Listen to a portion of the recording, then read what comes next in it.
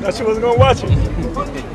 Yourself came out to LA, came to the fight, but Crawford just walked by and said, "I thought you weren't gonna watch it, but clearly your mind has changed." Yeah, I came here to support. Terence Crawford and Canelo Alvarez held their first mini press conference ahead of their scheduled fight in September. However, the spotlight was unexpectedly stolen by Jaron Ennis, who confronted and struck Crawford during the event. Ennis expressed a deep sense of betrayal, questioning why Crawford had avoided fighting him for years, only to now choose to face Canelo Alvarez instead. I think you gotta lean more towards Canelo, because like I said before, he been pitting big guys out and down, and Canelo not even really a 68 pounder. He probably really should be at 60 maybe, and he been hurting these guys. I think he be dropping these guys and things like that. So, and them guys be way bigger than him come fight night. I know that for sure. They be probably close to 200 pounds. Ennis appeared at the press conference alongside Shakur Stevenson and Keyshawn Davis. As Terence Crawford was leaving the stage, Ennis suddenly shoved him, pushing him off. It appears that Jaron Ennis has been planning to move up to the super welterweight or middleweight division in a determined effort to secure a fight with Crawford, after multiple unsuccessful attempts in the welterweight class. The first press conference for the Crawford vs. Canelo bout took place in Las Vegas, where both fighters briefly answered questions in front of a small audience in an intimate setting.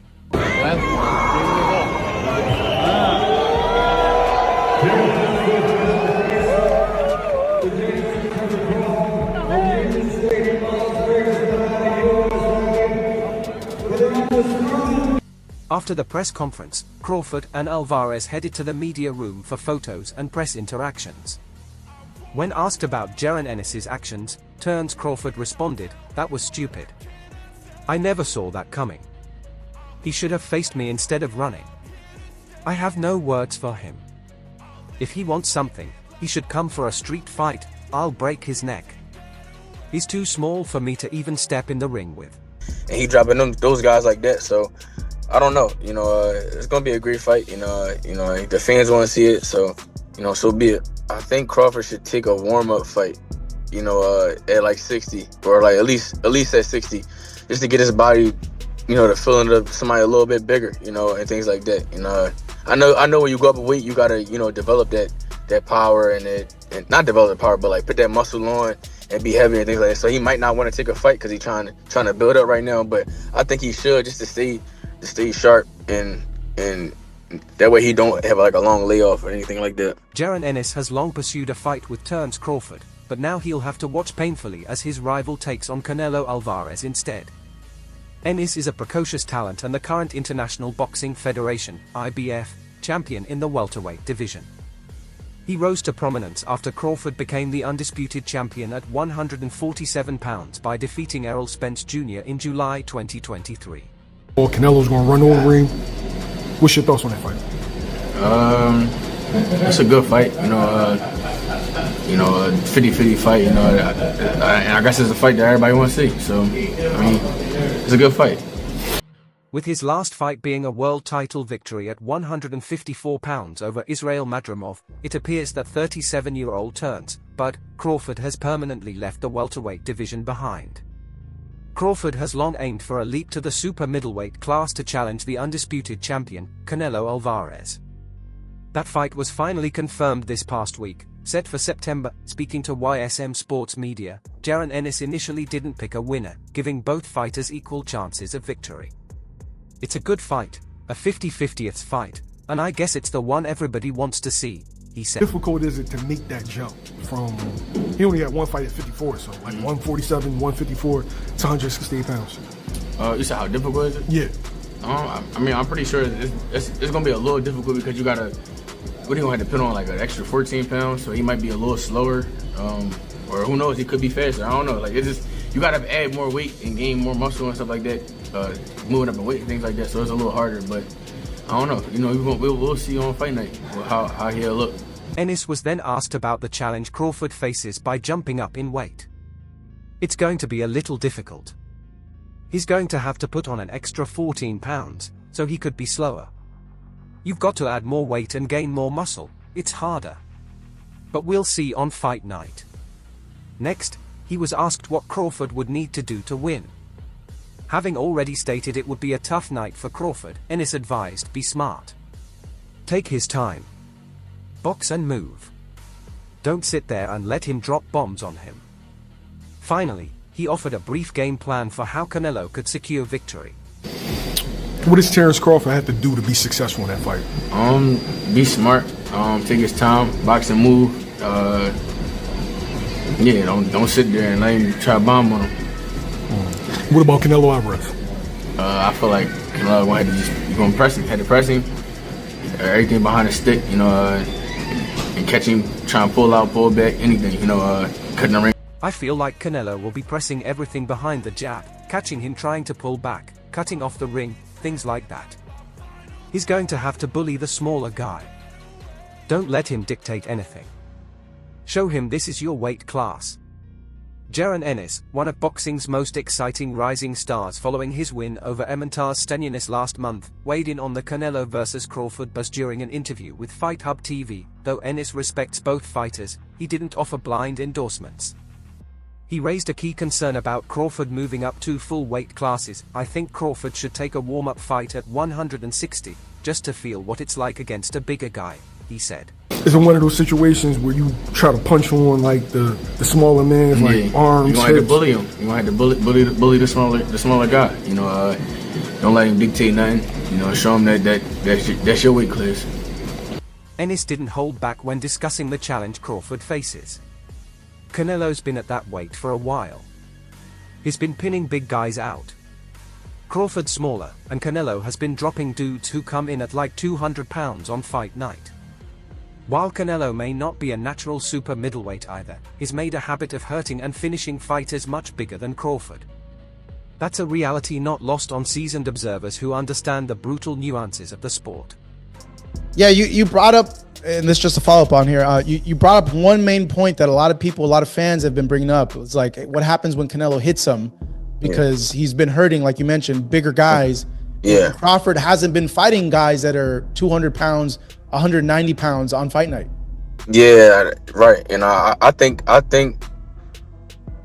Crawford should take a warm-up fight, at like 60, or like at least at 60, just to get his body.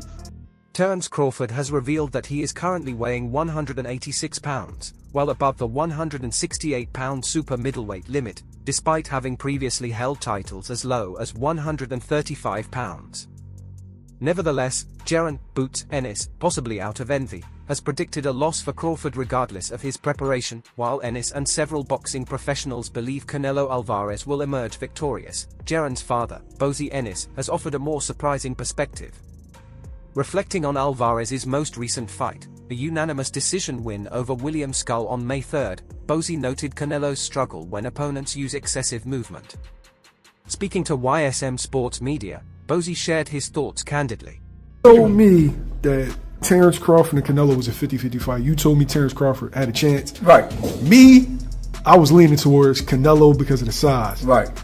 I want to apologize. Yeah. Because after watching that fight, I see what you were talking about. Yeah, I'll tell you, movement. That movement all sets everybody, man. And with Canelo, he get frustrated. You see he walking to you and all that. If he can't touch you, you know what I mean?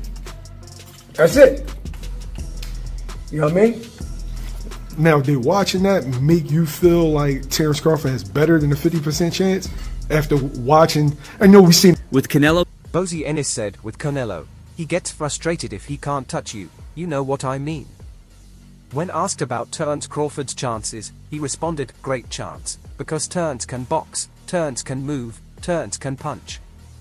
He's not gonna be like Skull, Terence will fight you. He's from the streets, man. He knows what to do when it comes down to it. I think he's going to frustrate Canelo.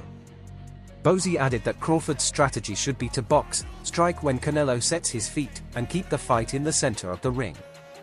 He even suggested that when Canelo drops his guard, Crawford might be able to knock him out. I think Terence is going to do what he does best, he might stop him. Laura back in the day, but now this is supposed to be a new and improved Canelo. Yeah. I think, like I said, Terence got a great chance to beat him, man. You know what I mean? Terence can box. Terence can move, Terence can punch. You know what I mean? Terence ain't gonna be doing like Skull. Terence gonna fight you. You know what I mean? He's Terence from the street, man. You know what I mean? He know what to do. You know what I mean? When it comes down to it. And I think he's gonna wind up frustrating Canelo. You know what I mean? Terence can box, Terence can move, Terence can punch, you know what I mean. He's not going to fight like Skull. He's going to bring the fight to you. He's Terence from the street, man. He knows what to do. I think he's going to wind up frustrating Canelo. When reminded of Canelo's granite chin and reputation for durability, Bozy acknowledged it but noted the importance of precision. Yes, Canelo's been in there with great punches, but the shot has to be placed right. Not many opponents have attacked Canelo to the body, but Terence might. That could make Canelo drop his guard and open the door for a knockout. Meanwhile, Jaron Ennis has been linked to a potential fight with Teofimo Lopez, with Eddie Hearn telling FightHype.com, "We are in negotiations for Jaron to fight Teofimo." However, talks appear to be rocky, with Lopez accusing Ennis of ducking him. You beat Boots by unanimous decision. Yeah, I'm a dog him, for sure. I'm a dog that boy. They never face a fighter like me. No more backflips, protect your knees. In a direct message to Jaron Ennis and his father Bozy, Teofimo Lopez didn't hold back. "Boots, if you're on here, and your father's on here, Bozy, listen to me, you bozos. How do you claim Philly and not fight the best? Y'all are putting Philly down. Philly just won. Shout out to the Eagles for winning the chip. Come on, bro. I don't think you're from Philly." Lopez added, "Any questions? Yeah, no Boots fight then. No Boots fight." They said no. The idea of Lopez moving up to welterweight has been previously discussed. Turki Alalchik has spoken positively about the potential matchup, while Ennis remains focused on collecting the remaining welterweight titles held by Mario Barrios and Brian Norman Jr. If you're on here and your father's on here, Bozy, listen to me. You bozos. How you claim yourself from Philly and you don't want to fight the best? Man, y'all putting Philly down and Philly just won. Shout out to Philadelphia Eagles for winning the chip. Come on, bro. I don't think you from Philly. Any questions? Yeah, no Boots fight then. No Boots fight. They said no. A fight with Mario Barrios is off the table for now, as he is set to face 46-year-old Manny Pacquiao on July 19th. Meanwhile, tensions remain high between Team Ennis and Team Norman following a breakdown in earlier negotiations. A potential Teofimo Lopez vs Jaron Ennis fight would be a highly intriguing matchup. Both fighters impressed in their most recent outings, Ennis dazzled in his dominant win over Emantar Stanionis. The Philly-born fighter showcased excellent footwork, elite punch placement, and genuine fight-ending power, all qualities that have defined his rise.